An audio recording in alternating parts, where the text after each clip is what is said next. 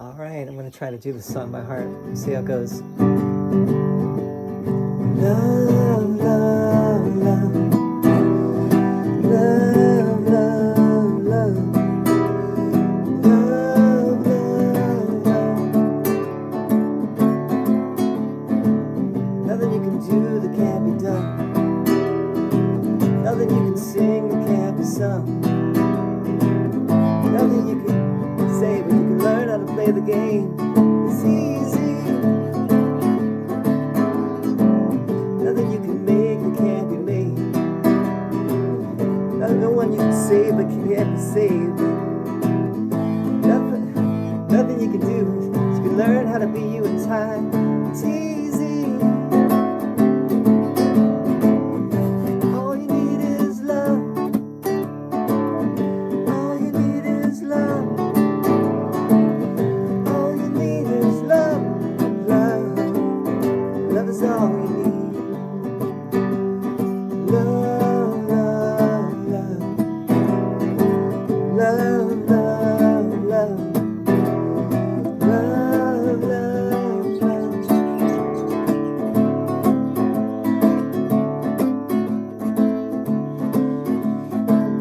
Nothing you can know that can't be known. Nothing you can see that isn't shown. Nowhere you can be that isn't where you're meant to be. It's easy. All you need is love. All you need is love. All you need is love. Love. Love is all you need. All you need is love. All you need is love.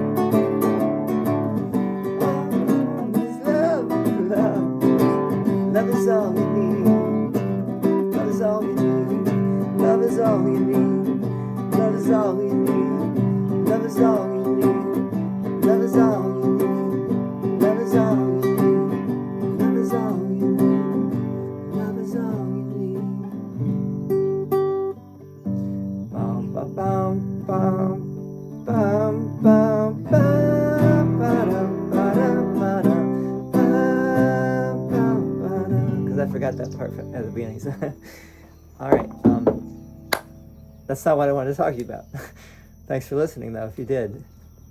And it's okay if you skipped. But let's talk about the song, for one thing. But before we get to the song, let's talk about the Band of Love, which is the Beatles. I'm referring to them as the Band of Love. I think that's going to be in the title of this book that I'm writing about the Beatles. Something about the spiritual journey of the Band of Love. And who was the band leader of the Band of Love? It was John Lennon, right? John Lennon was the oldest. He was the band leader and the ringleader. I think consistently John was leading the way. And in a lot of ways, he was leading that generation, and some of the other great artists too, like Bob Dylan. And Bob Dylan was talked about as the voice of his generation, and in many ways the Beatles were as well. They were the biggest band of the '60s, and some people say they were the biggest band of all time. Although, people will beg to differ about that. But John Lennon really was. He was paving the way. In a sense, he was just being himself, right? He was just searching, and he was. I really think he was searching for love, and you can see that reflected in a number of his songs. I'm gonna name a few that come to mind, starting with, and keep in mind that I think that he really got on the spiritual journey when he started taking LSD, and I think that was in 64, 65. I need to look that up. But he took LSD a lot, and if anyone thinks that the Beatles' music was not influenced by psychedelics, they would be wrong, right? Just take Sergeant Pepper. What was the first song that John Lennon brought and played for everyone at the beginning of the Sergeant Pepper sessions? And I just found this out myself, but the first song was a very stripped down demo that John did of Strawberry Fields. Strawberry Fields was a place that he knew from his childhood, but the song, if you listen to the song on the anthology, which has his original demo, I don't know if that's the original demo or if but it's just basically John, singing the song. And you can see how different it is from the psychedelic version that was on, whatever album was on, right? It actually was not on Sgt. Pepper. I think it was released with Penny Lane as a single, so it was not on that album. I forget what album it was put on later. Maybe someone knows. Maybe it was Magical Mystery Tour.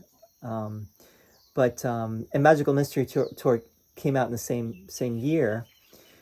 I'm not completely clear on all the facts here, but I do know that was the first song that John played for everyone at the beginning of the making of Sgt. Pepper.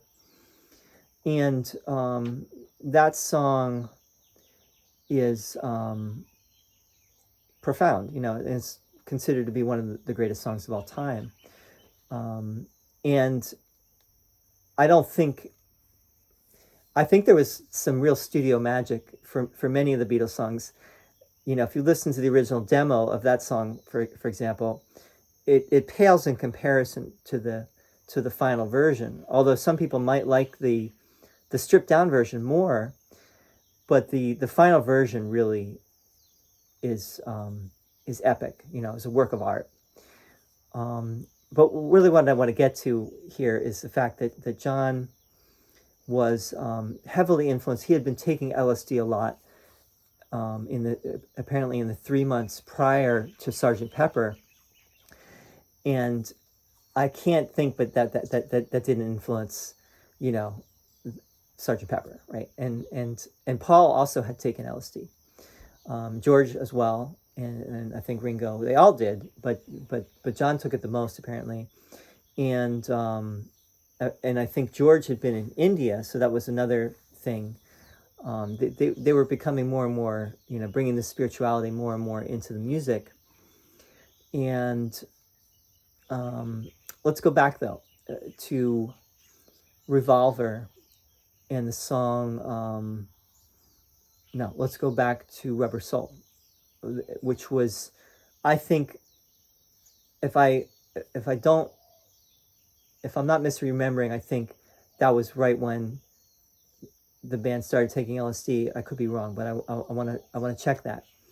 But John Lennon's song "The Word," which I've talked about in a previous video, is all about love, right?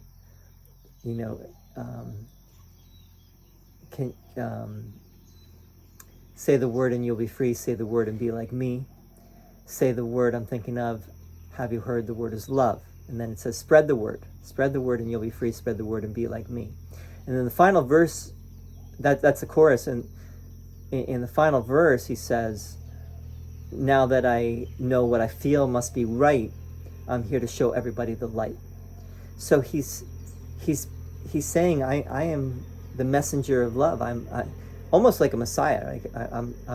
I'm here to show the way to love, right? That maybe almost more than any other song that he did was kind of a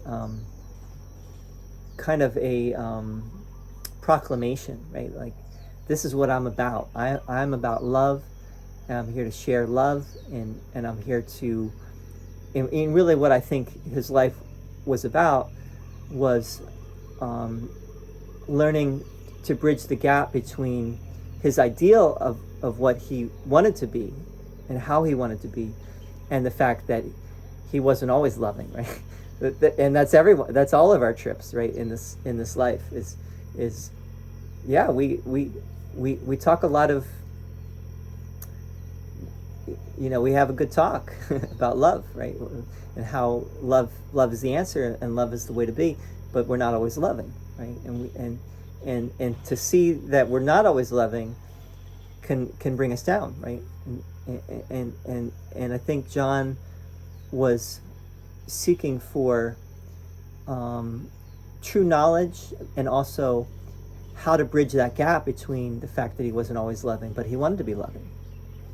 And how he, another song on Sgt. Pepper was Getting Better that he wrote, where he admits that he was physically abusive, he was mad, he was angry, he was an angry young man, he did this, he did that, but he's getting better, right? And I think that song also, even though it doesn't talk about love per se, but that song is also in the in that same category that we're talking about, where he's really getting at how to be more loving. All right, so you have Rubber Soul, the Word. The song is called The Word. Spread the word and be like me, right? It's the only word. The word is love, right? Doesn't say, and it's like sunshine. That's another thing. It's like sunshine. Does not talk about God, does not talk about Jesus, does not talk about anything except love in that song, right? Now, next album, Revolver, heavily influenced song from LSD and reading Timothy Leary, is the classic Tomorrow Never Knows.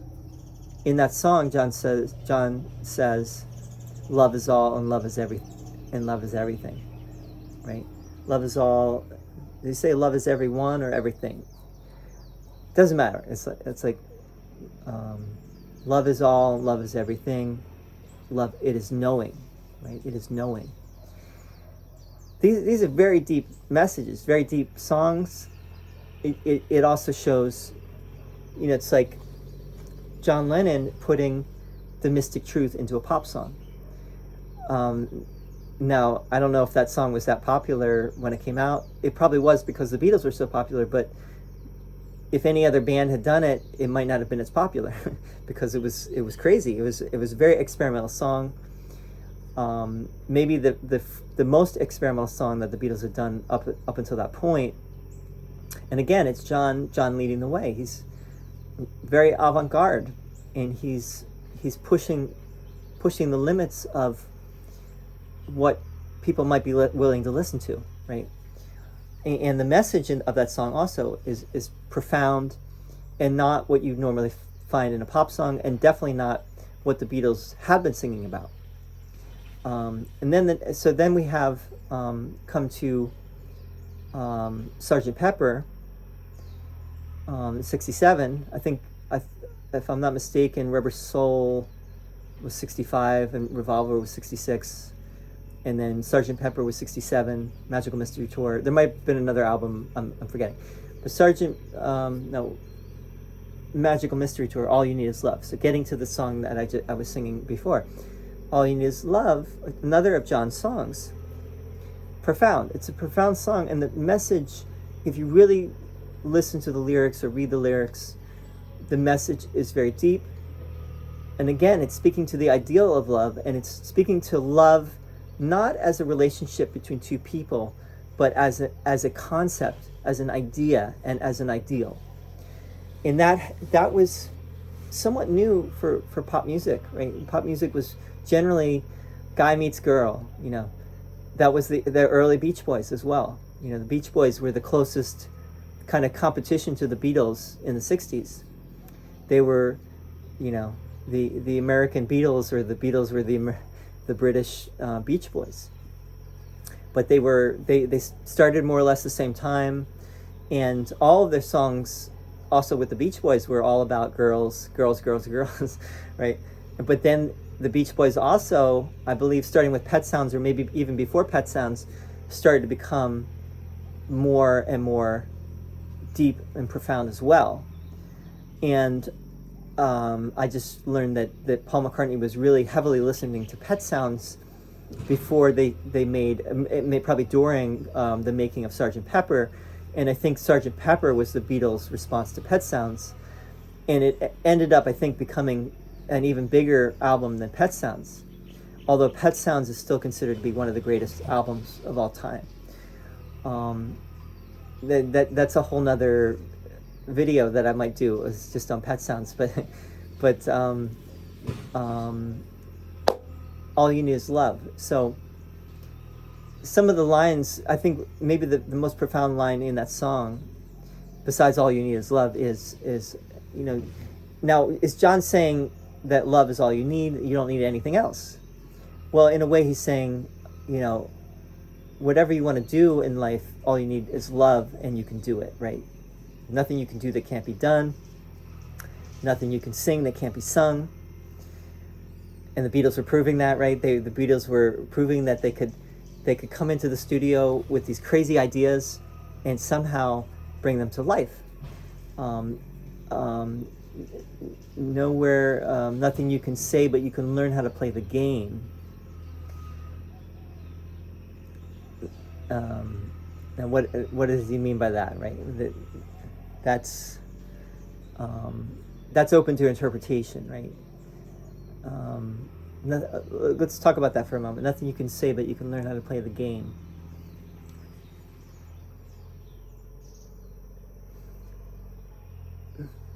There's a lot of ways you could understand that, right? In a way, if we go back to Tomorrow Never Knows, he wrote in the last verse, play the game of existence until the end, right? So in a way, he understood life to be a game, like a cosmic. There's a game happening, right? The game of life.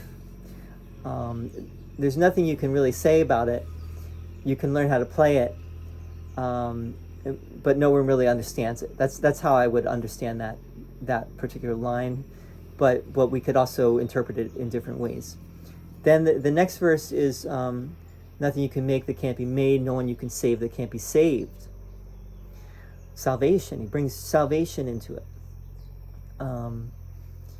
Everyone can be saved, in other words, right? It's a profound statement, slipping it in there, right?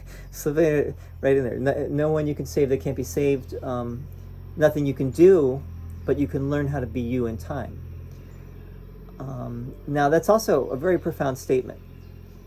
I don't know if John, and I think that it was coming from a deep understanding, right? And it was probably coming from his LSD realizations that he was having. There's nothing you can really do in this world except you can learn how to be yourself, right? And that's to undo. I've been, most of my videos are about A Course in Miracles, and A Course in Miracles is all about undoing, right? The ego has made this world, and the work of spirituality is to undo the thought that anything really has been done here. It's really undoing the illusion that there is anything, right? There's nothing happening, right? And it's just undoing the thought that there is something happening, right? So I think that's what John was getting at with that verse. The third verse, also profound, and is probably the most profound verse of the whole song, is nothing you can know that can't be known, nothing you can see that isn't shown. It's already there, right? The knowledge is already there.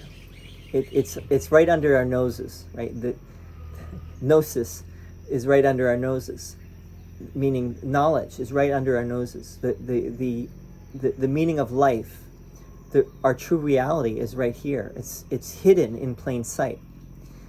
And the final line is the most interesting and deep, and it is, nowhere you can be that isn't where you're meant to be. Also, very, very profound thought, which is that everything is happening just as it needs to happen, right? Wherever you are is where you're meant to be. There's no moment that you cannot be grateful for. There's no moment that you can't be in the love, in that remembrance. that I am exactly where I'm meant to be, even in the hardest moments, the most difficult moments. This is exactly where I'm meant to be. And what do I need? If I'm suffering in this moment, well, what do I need to see? What do I need to learn from this moment? Right? That maybe this moment, not maybe, but definitely this moment. If you believe what John is saying, know where you can be that isn't where you're meant to be. Then in this very moment, is exactly the moment I need. If I feel put upon in this moment, if I'm complaining in this moment, if I have a grievance in this moment, it is only because I am resisting this moment, and I am not willing to learn what I need to learn from this moment. So the song is profound, and it's why the Beatles were the Beatles, and why John Lennon was genius. And I thank John Lennon for having the courage to carve his path and to find himself.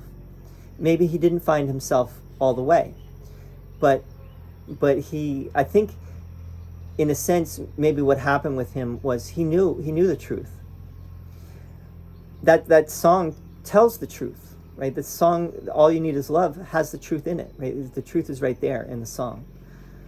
But maybe John Lennon, as the ego persona, kept losing his way, but he knew the truth, right? And he was able to put it into a song, and he was able to put it in a 3-minute song. I don't know how long that song is. I think that song is probably 3 minutes, right? 3 minutes, 30 seconds. Short and sweet, 3 verses in the truth. 3 chords in the truth. G, D, and E minor. Has some other chords in there too, but that's probably all I want to say today. I would love to hear your thoughts on the song, and what you make of the song, and how you understand the song. I really think that John, the people that really get John and don't judge him, because he has been mightily judged, right? Know him as a knower, and he was really a visionary of the highest order, and he maybe wasn't all the way there, right? Maybe he was still, had he lived, he would have gone even further. I think he regretted, his saying that the Beatles were more popular than Jesus might have been what got him killed ultimately. And had he lived, I think he would have come to the understanding of A Course in Miracles. And I'm still wondering whether he had heard about A Course in Miracles, because he was living in New York City, and A Course in Miracles came 1976. It was published. He must have heard about it. He might not have gotten into it, but probably heard about it. That's my guess. So anyway, love to hear your thoughts, comments, anything you want to share. And yeah, all you need is love. Love is all you need.